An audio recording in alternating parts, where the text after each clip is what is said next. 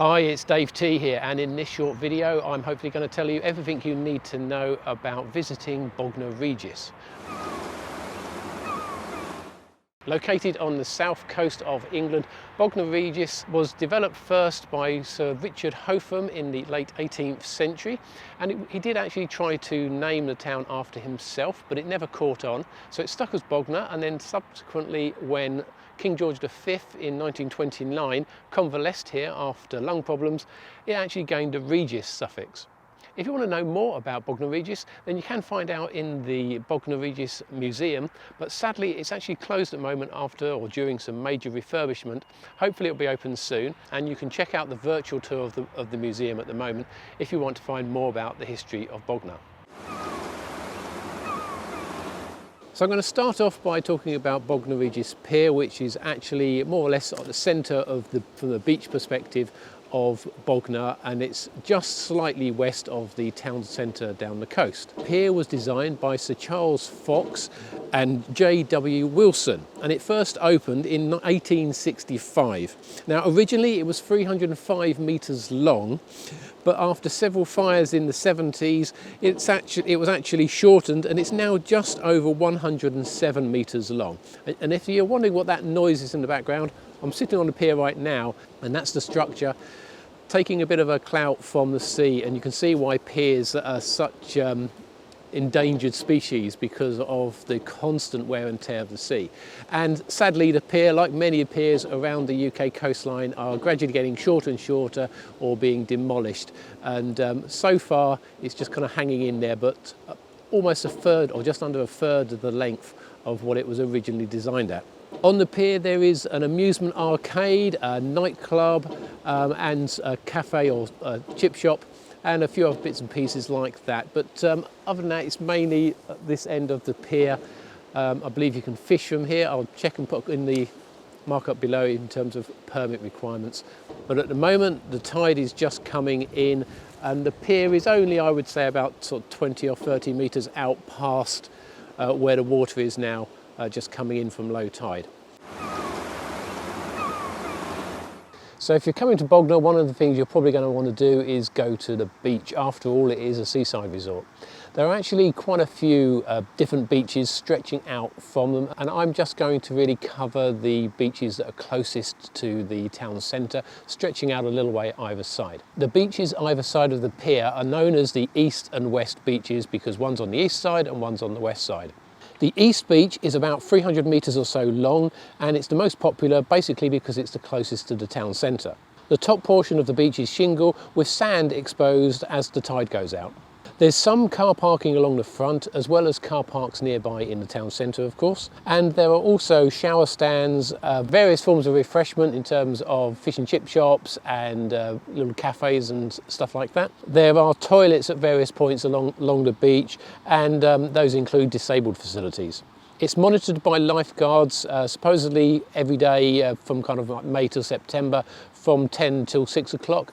But some of the times when we visited in late May, it wasn't actually lifeguarded, so please do check that there are lifeguards if you plan to swim. The beach itself is actually pretty much level with the promenade, so there's no major steps to get up and down, but obviously it is shingle, so that might prove some difficulty for people with mobility issues.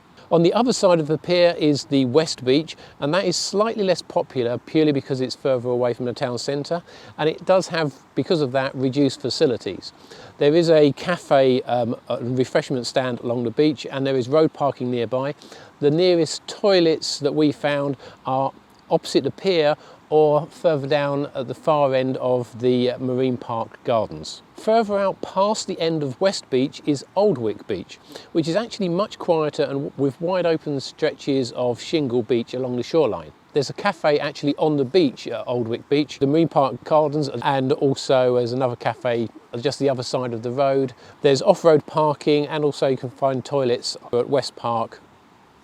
Pagham Beach is actually a mile or so further along the coast, so you can walk there, I think, along the beach. We didn't try that, but the coast road doesn't actually follow it because there's private estates. So you probably, if you're going to go to Pagham Beach, you're going to want to go by car.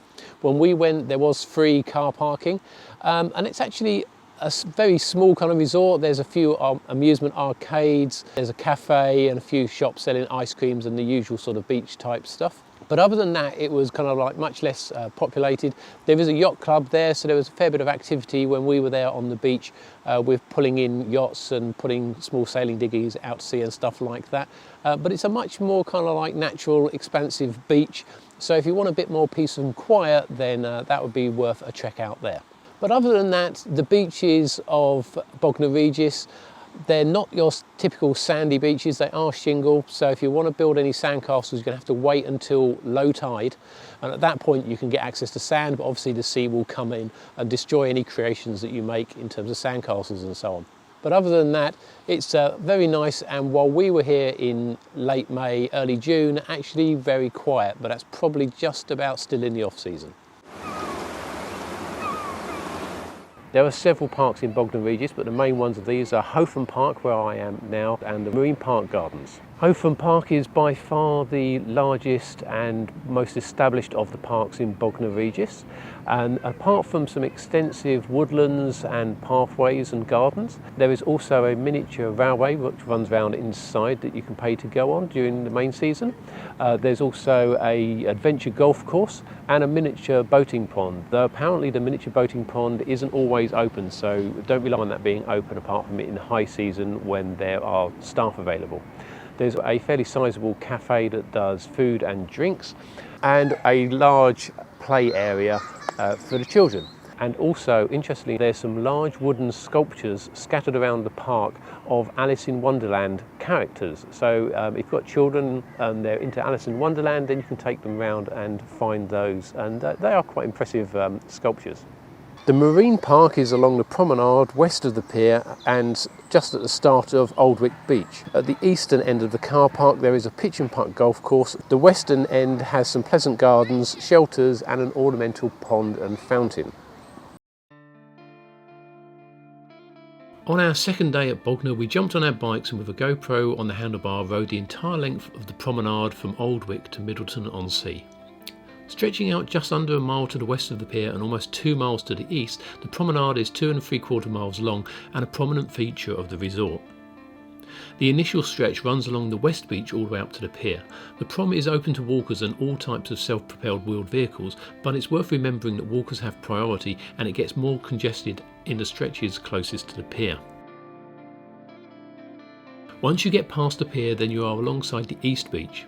This was by far the busiest section, and the road train does also use this section of the prom.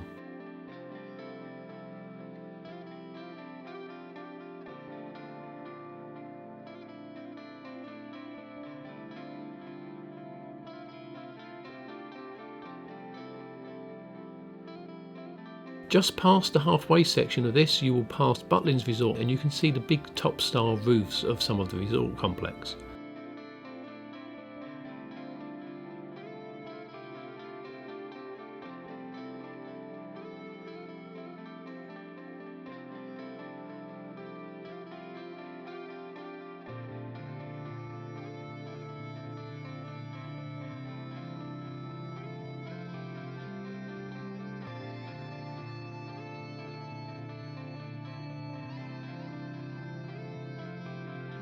At the end of this section the promenade turns and you are then running alongside Felpham Beach. We did try to visit Felpham Beach by car, but the area around it is residential with limited parking. So if you would like to spend time on this much quieter beach, then parking in the town or along the promenade and walking along the prom is probably the best option. There are numerous small cafes along the way, as well as public toilets at several spots, though these do become much more limited at the further extents of the promenade. At a leisurely pace, it took us about 20 minutes to ride the full length of the prom, so it's by no means a long ride, but it does make for a pleasant walk, especially if you are with someone that needs to use a mobility scooter, since the surface is completely smooth.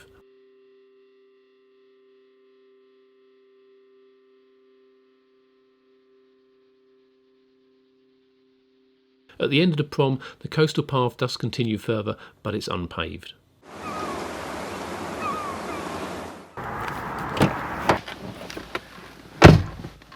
So I'd planned on filming this last section on the beach, but the weather's turning slightly. It's starting to kind of spit and rain a little bit, although at the same time it's then very sunny in between rain showers. But most of all, it's getting very blustery, so very difficult to actually record audio on the beach. So instead we're sitting in the car just near the maritime park. So it's coming to the end of our stay in Bognor Regis. This will be night 6 and we're leaving tomorrow. If you want to come to Bognor, you can, like us, we came down by car. We're staying at a campsite. There's also quite a few hotels, caravan sites, and of course B&Bs and places like that to stay. If you're not coming by car, then you can come by train. There's a mainline station in the town centre of Bognor Regis, and from London point of view, I think it's Euston and Marylebone at the main stations, and it's on Southern Railways.